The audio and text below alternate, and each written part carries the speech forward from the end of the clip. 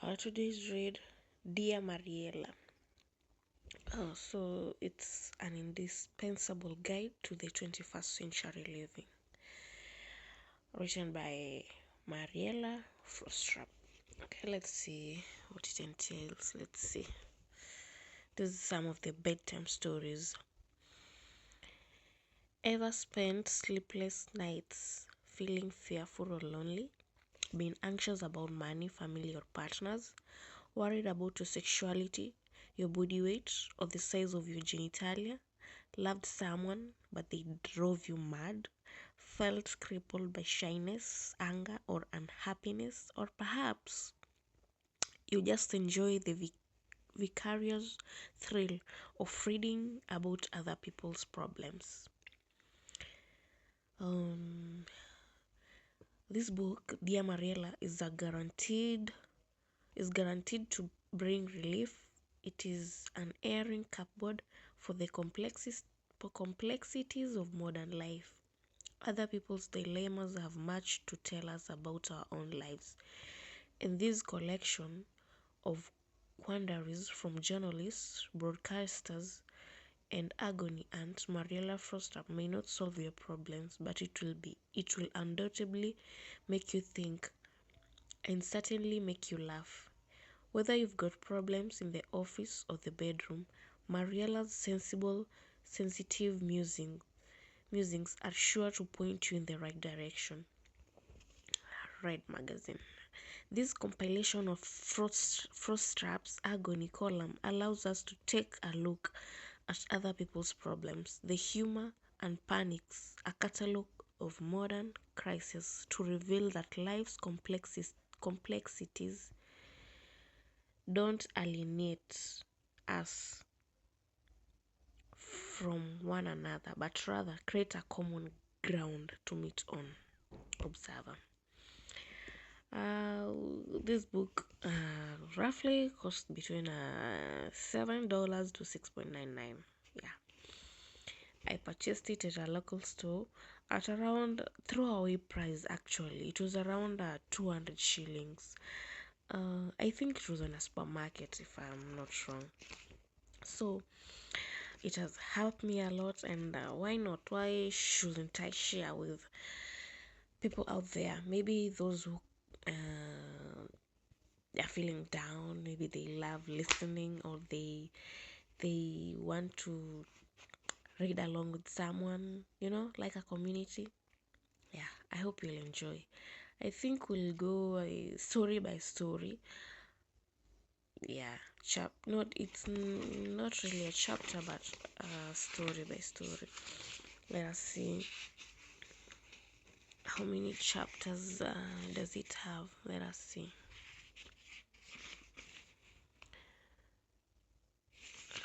From acknowledgements, contents. Yeah, so there's no chapter, it's just short stories. As you can see, short stories, not chapters. Yeah.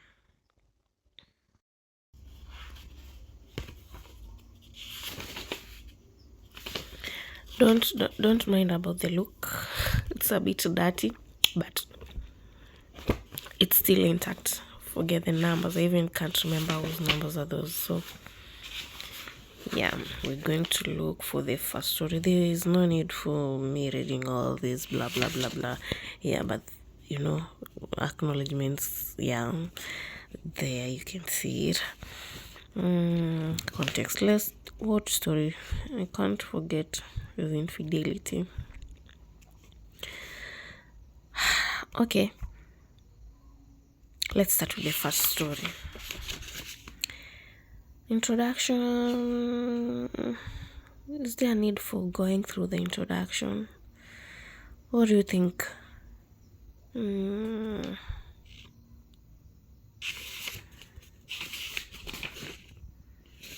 It's a bit long.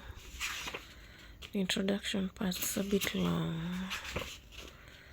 Like around 5 pages. What do you think, guys? Should we do the introduction part? Okay. Introduction. Yeah. Once upon a time, I was just a struggling mortal doing my best to get on in a tough world. Then along came the Observer's magazine editor, Alan Jenkins, with what he felt was an inspired suggestion. I think you should write an agony column, he said. You lived a bit, you could probably hand out some expert advice. I was apologetic. We all know what lived a bit means, particularly when addressed to a woman over 30. I didn't need lunch at the Ivy that badly. You won't even allow me the dignity of a post-it girl face. I'm straight to Clarina, Alan. I'm not even 40 yet. A high note of unwelcome hysteria had crept into my voice. It's going to be a 21st century style column, a change for you to debate the emotional issues of the day using letters as mere prompts. So it's really all about me and what I think. Certainly, says he. Well, I have to admit, at that moment, it started to sound really appealing. An opportunity to rant away on a weekly basis in a national newspaper, get paid, and voice my opinions. It was almost everything I dreamt of. The first two columns felt like they went extremely well. Then again, they were customized to suit. Each of them incorporated various friends' experiences, spiced up with some recollections of my own, and both were subjects close to my heart. The topics that concerned me then were in no particular order: being single, the treatment of women in the media, a general dismissiveness of blondes. I'm not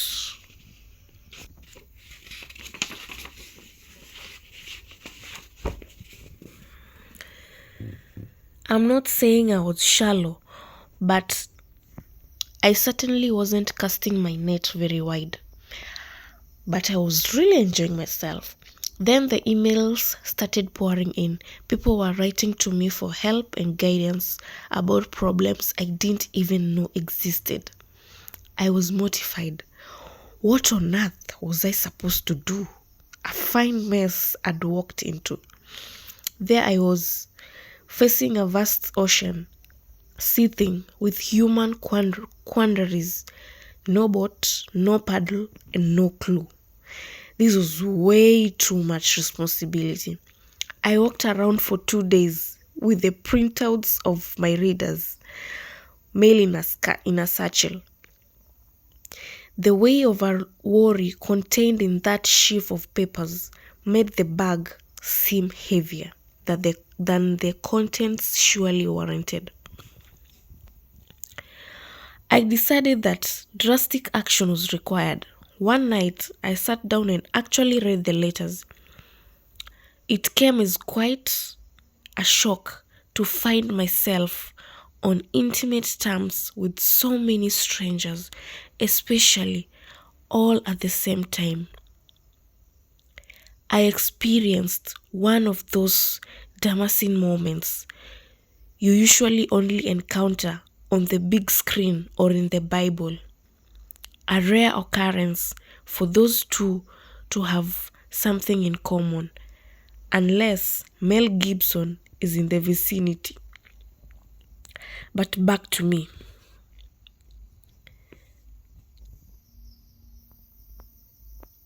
The horizon cleared, violins played, the clouds parted. It was just short of an epiphany. Forgive me for that. I don't know what this means, but we'll come back to it later. Or you can Google it for me. Epiphany. Okay, I just have to Google this. Just a minute. So this is the word epiphany. We'll look it a bit later. So let's continue. After years and years of feeling mildly useless, TV presenting will do that to a person. I felt like I had something to offer, not solutions, not even my advice. I was never delusional enough to think that anything I said would result in in my readers getting up and acting upon it. After all, if close friends, lovers, and family won't do what you say, even when they've badgered you for your opinion and you've really bullied them in return, only a fantasist would expect total strangers to show obedience. No. What I had to offer was something else, something neither Alan nor I had dreamt of, much less imagined. When we set about the column, it seemed that my what's on what's lifestyle had bestowed on me a quality that gave people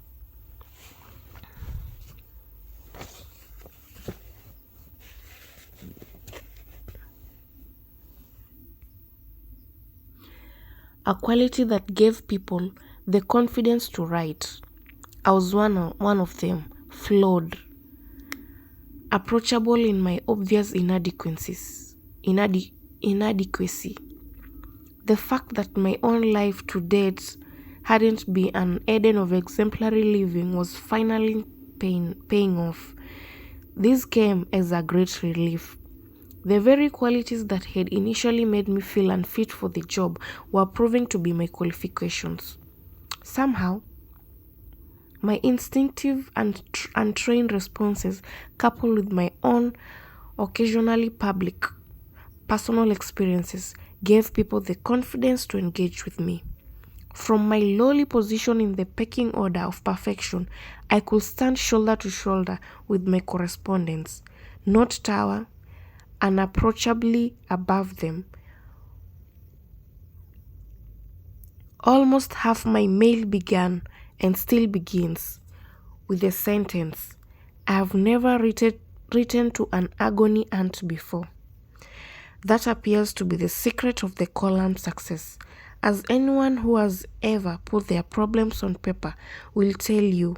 Once they are committed to that sheet or have been aired in conversation, you are already halfway to a solution. It's as if the mere process of confronting your concerns can provide a sneaky glimpse of an answer. Then, all that's needed is someone to help you focus on it. A chat with your best friend won't necessarily alleviate your woes, but there's still a lot of wisdom in the proverb. A problem shared is a problem halved. The very act of scrutinizing what is making you unhappy and then giving it form, whether verbal or written, is part of the process of change. It won't pay off your mortgage or turn your wife into a sexual bobcat or bring back your husband or unite you with your sister or stop your boyfriend from stashing porn under the bed or cure your loneliness or make your mother start taking responsibility of her life. It will force you to open your eyes to the possible causes and potential solutions. I may have just written myself out of a job. I quickly came to realize with some disappointment that I was just a small cog, not a prescient saint with a gift for problem solving, but someone, forgive me for that, problem solving, but someone offering an airing cupboard for the complexities of modern living. A place to hang out your troubles and then scrutinize them from all angles. Soon, I lost my fear of responsibility and happily embraced my bit part in this grand project. I came to see my column as just another available avenue for those who thought they'd reached an emotional cul-de-sac, somewhere to gather together the dilemmas that define 21st century living. In the process, I hoped it will also provide a glimpse of who we are and where we are headed in probably the fastest moving, most confusing century to date. Watching the news and reading your paper regularly may keep you informed of global news, but it's in the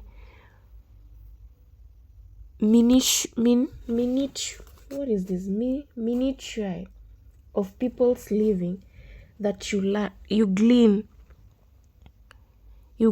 a true picture of the world we inhabit. You might imagine that my weekly post bag will make gloomy reading, but it's not the case. If anything, it reaffirms my faith in humanity.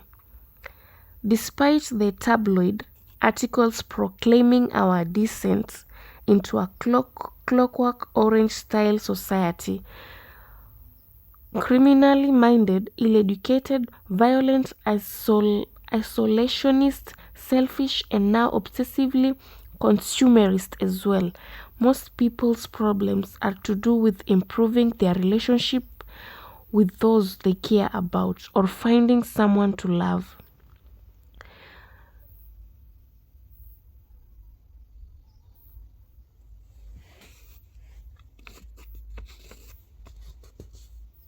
New technologies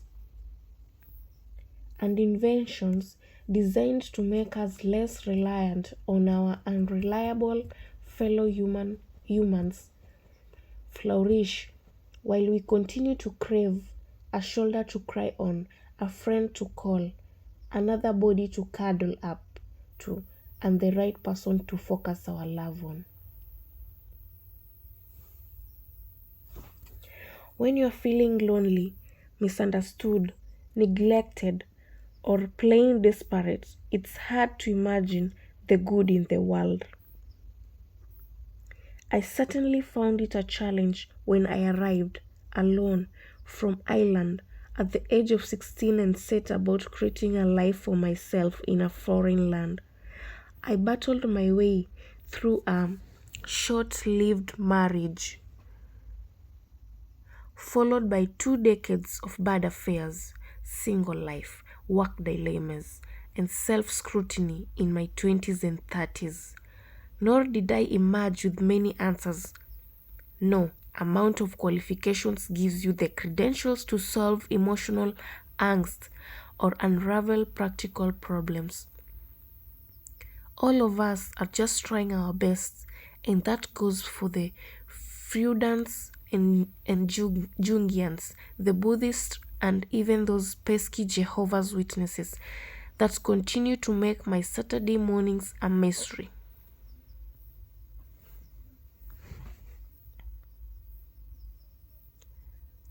The only thing we can try to do in our day-to-day dealings with our fellow humans is to listen. It's a lesson that took me a long time to learn. I was born a fixer and a doer. No problem was too intimidating to be simplistically solved by yours truly. I had an inbuilt aversion to gray areas. Depression was a thing to be snapped out of. I hope I've learned to be more tolerant. People don't run like machines, no matter how universal our components might be.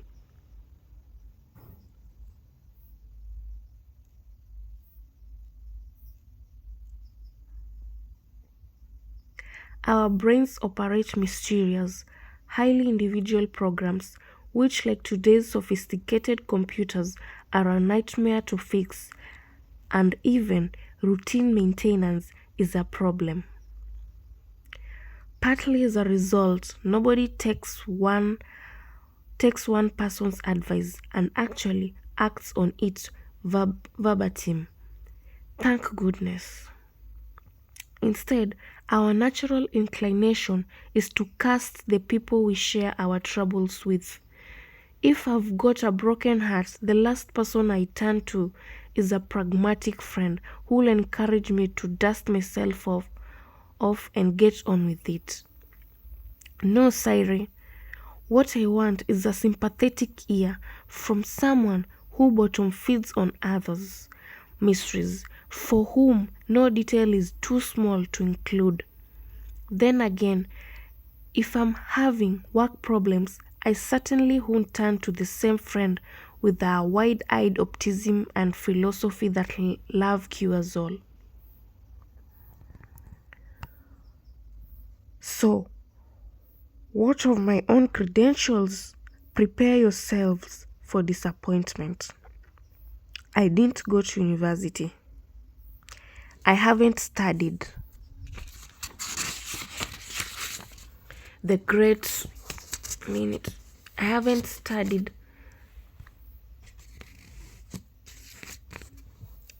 the great psychoanalysts.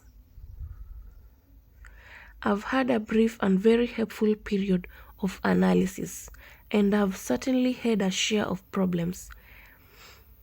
I hesitate to say my share because I suspect I still have a long way to go. I left home far too young and created a new home far too late. From the age of 16 to 40, I speed walked through my life, spurred relentlessly, forward by my terror of going back. I've experienced poverty, betrayal, and quite a number of broken hearts, mostly my own.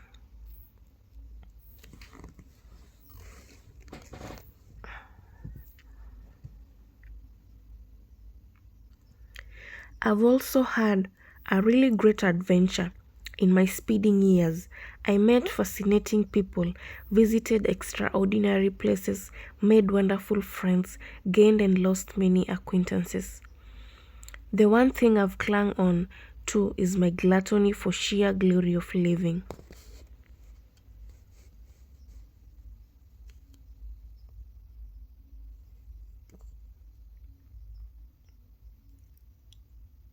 It might have been painful and confusing at times, but I've always hurled myself at it with enthusiasm. Very early on, I determined not to let other people's lack of imagination define my life.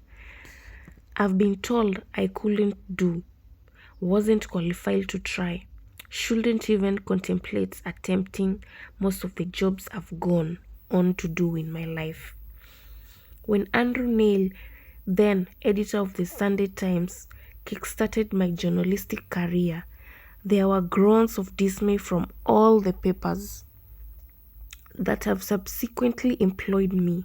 I was blonde, for Christ's sake. What did I know of the world?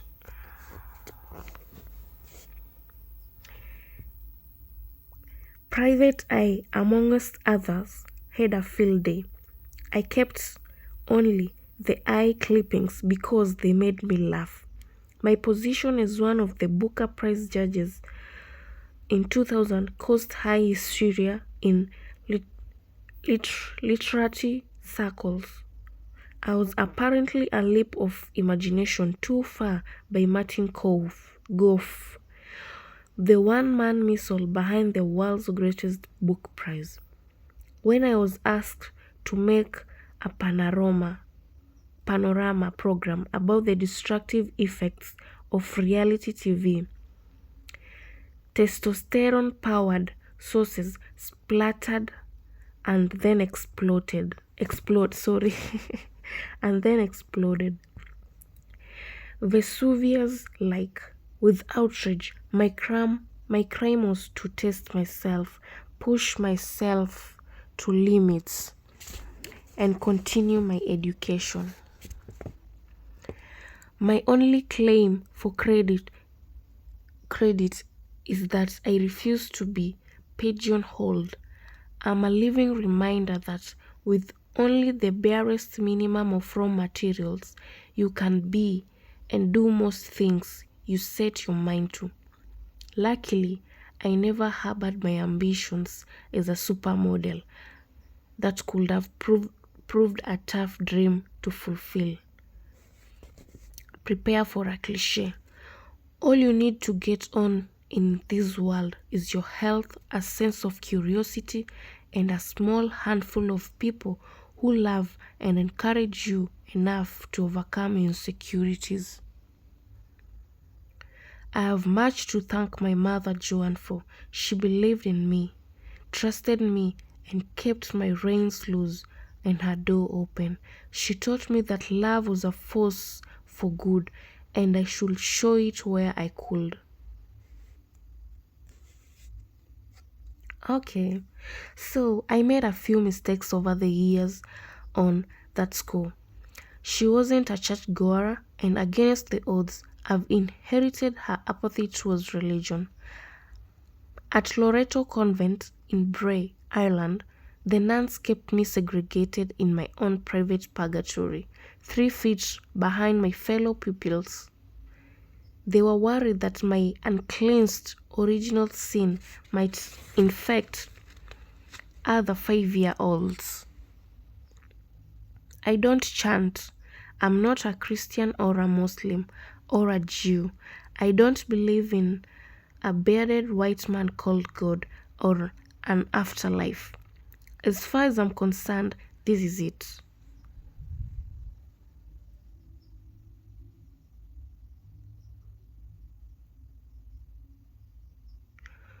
So, we've got to make the most of it. Once I'm dead, I'll obviously be delighted to be proved wrong. I may well demonstrate my flexible principles by undergoing a last-ditch deathbed conversion, an opportunistic way of ensuring I don't close any doors. In the meantime, I'm a pragmatist. The sooner we come to terms with the significance of our brief lives, evolution will stand a chance of meaning more than just standing upright. As for my correspondents and readers, you are proving to be a mixed bag. I've had praise and outrage heaped in my in tray. And all of it made interesting reading. The bad news, or good, depending on how you look at it, is that our problems are fairly universal. A man from Tasmania, whose hatred of women was obvious from his letter, is no longer my biggest fan. My comments on the luxury of flexible working hours for non-state employees drew a postbag so large it seemed to prove my point that they had plenty of time on their hands. The girl I told not to chuck her perfectly adequate boyfriend wrote to me she'd split up with him anyway, but she thought my advice had been excellent. Polyamorists across the country sharpened their pencils when I suggested theirs was the worst of both worlds. I may not have won them all, but at least they kept reading. In our times of deepest despair, it's important to remember that there's a world full of people all experiencing similar sorrows and complexities. We worry about friends, children, and lovers. We are overstressed and insecure. We feel lost or alone or eager for adventure. Our relationships are compromised by bad sex, and no money, or, in particularly, bad cases, a combination of at least two. This book won't change any of that, but it might just change your perspective. Other people's problems can make delicious, vicarious reading. They also have much to tell us about our own lives. If you've ever stopped in your tracks and just thought, help, then, in these pages, you will find yourself in a good company. Mariella Frostrap. Wow. Wow. I don't know if you're still together, but this woman is one hell of a writer. I bet you can agree with me. So we've looked at the introduction. We've seen who Mariella Frostrap is, what inspired her, and what made her walk through this journey. I don't know if you're moved by her story, if you're moved by her writing, but I'm moved. I'm in another place.